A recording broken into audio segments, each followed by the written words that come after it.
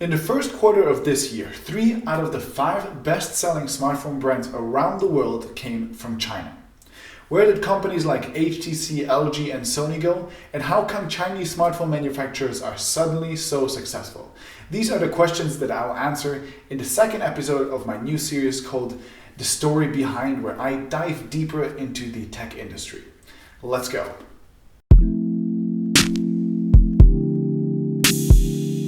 So Huawei takes the #1 spot for Chinese smartphone makers with sales of 27.5 million phones in just the first quarter of this year, in large part because of an obscene amount of products and advertisement. Not only do they have a Huawei branded line of phones with phones in each category from entry level to flagship, they also have a brand called Honor, which is their online brand, and that too has an entire range of products. And finally, they also built the latest Nexus phone for Google. Basically, whatever you're looking for, there's a Huawei for that, and probably also an Honor, or maybe a Nexus. Then they also spent mountains of money on promotion, like when they got cowgirl Scarlett Johansson as well as famous football player Lionel Messi to promote their smartphones, and when they paid Leica to let everyone know that their latest flagship is serious about photography. While China is still Huawei's biggest market, they're also the only one on the shortlist that has been selling their phones in most countries around the world for a number of years now, not only in China. The company that I previously worked in, Oppo, takes the second spot with 18.5 million smartphones in the same quarter, which is the result of an insane 153% year-on-year increase. 80% of those sales come from China though, and most of the rest comes from Asia, so there's a good chance that you've never seen an Oppo phone if you're from the West. Unlike Huawei, Oppo recently only focuses on a single category, the mid-range smartphone. In China, for example, they make up half of the sales in that category. Oppo is also sponsoring the world's arguably most successful football club, FC Barcelona, whose biggest star is, weirdly enough, Huawei's Lionel Messi. Awkward! Vivo comes in at #3 with their 14.3 million devices, and they're the ones that probably only ring a bell to phone geeks and people who live inside China.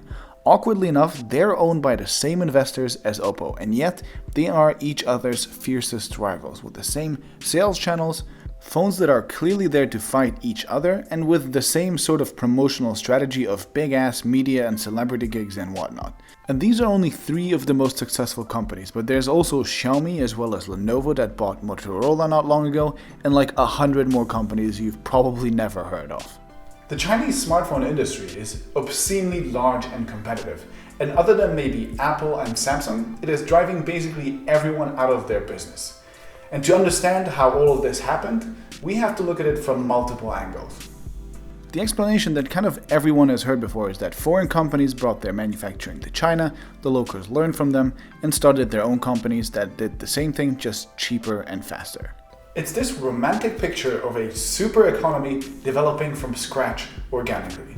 But of course it's a little bit more complicated than that.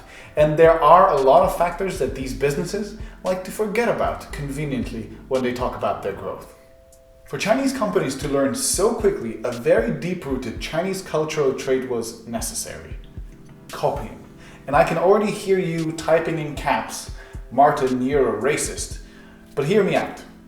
While intellectual property right is something sacred in the West, we call it intellectual property theft. You're a thief if you steal an idea and it's a criminal offense. This has basically never been the case in traditional China.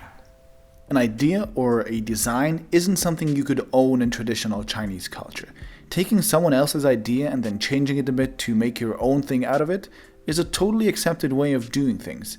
And while this sentiment is changing a bit nowadays, people generally don't think it's a crime to copy. Accordingly, their legal systems don't always punish it either. Here are a few examples. In ancient China, a large part of learning to paint consisted of learning and replicating the exact brushstrokes of famous painters until you mastered their style. It's a similar story with calligraphy, where people even today often simply replicate styles of old masters. But even something as recent as learning English in most primary schools, which is something I experienced myself, is taught by making kids simply repeat texts until they themselves learn them. And while there are signs of change lately, imitating until one learns things is still the default way to progress in Chinese culture. It's basically the opposite of a patent system.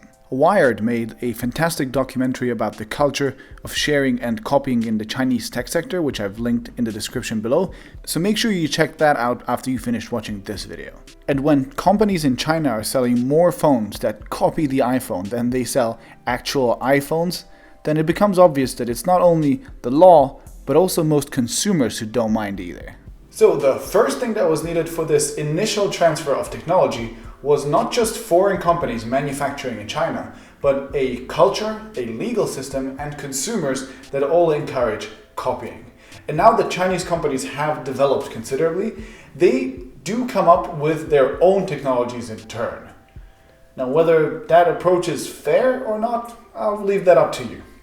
The second important factor was the Chinese smartphone market itself. It is the perfect breeding ground for strong domestic companies. First of all, it is the biggest smartphone market in the world by a long shot. In 2015 alone, 434 million smartphones were sold, which accounts for nearly 1/3 of all shipments that year. And guess what? Other than Apple, basically no foreign company managed to make a dent in China lately. In the Chinese top 5 last year, we had Xiaomi, Huawei, Apple, Oppo, and Vivo.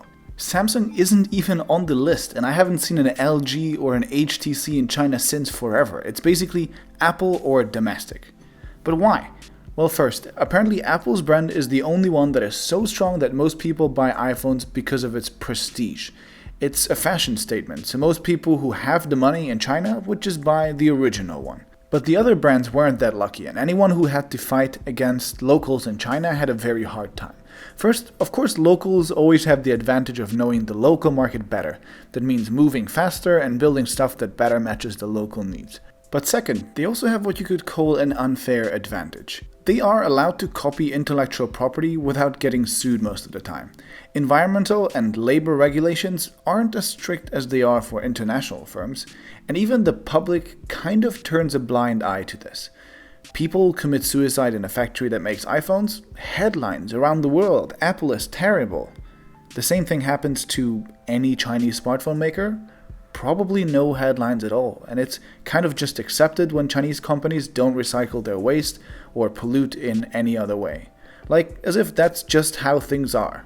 And while especially the top Chinese brands are actually improving their conditions considerably, I mean, I've been to Oppo's factories and they are some of the best ones in the world, it's clear that there is a huge double standard that makes things a lot easier for them. And then add the fact that the government routinely harasses foreign companies if they become undesirable or bans them completely like they did with Google and Facebook, and it's easy to see how the playing field isn't exactly even. With a bit of help from their government and much more aggressive pricing strategies, Chinese companies had the world's arguably most lucrative smartphone market basically all for themselves. It's absolutely huge, it's rich, and unlike places like Europe or India, even quite homogeneous, where people share more or less a single culture, a single language, a single currency, and are watching the same TV shows and listening to the same music even. That's what I call an opportunity. It is no surprise then that this market soon turned into the most competitive one on earth. Companies popped up everywhere, started building their products and brands, and through this incredible level of competition, soon became some of the best companies in the world, all relying on this perfect combination of the incredibly lucrative market and their sort of unfair advantage in it. But now we've come to kind of a turning point, because the Chinese smartphone market has stopped growing, it is saturated, which means a lot of Chinese companies will have to go outside of China. And that will be a challenge, because intellectual property laws, labor laws, and environmental laws are strict in the West, and consumer taste is quite different as well. That means a lot will have to change. Huawei is definitely ahead of the curve in this area, as they have created a relatively unique design language, and they have had quite some success in places like Europe, which means their IP rights are probably mostly in order. But other companies have found a way around this. They have decided to not even care about the overly complicated West. Instead, the next big battleground for Xiaomi, Oppo, Vivo, and the others will be India. It's already the world's second largest smartphone market, and it's the only large one that is still growing fast. To show you how crazy things will get, just listen to this. Out of nowhere, Oppo, Vivo, and Le Echo, 3 Chinese smartphone brands, have become the largest advertisers in all of India last quarter. And I don't mean the largest smartphone advertisers, but the largest advertisers overall, of any type. 3 out of 3. So with Chinese companies pouring their resources into India, it is pretty clear that that's where they see the brightest future for themselves. So my suggestion is that if you want to see the future of smartphone brands unfold, then take your eyes off of the US and Europe and maybe even China for now and watch India instead. Whether Chinese smartphone makers will become successful outside of China or not is yet to be seen. However, one thing is for sure, they can no longer be ignored.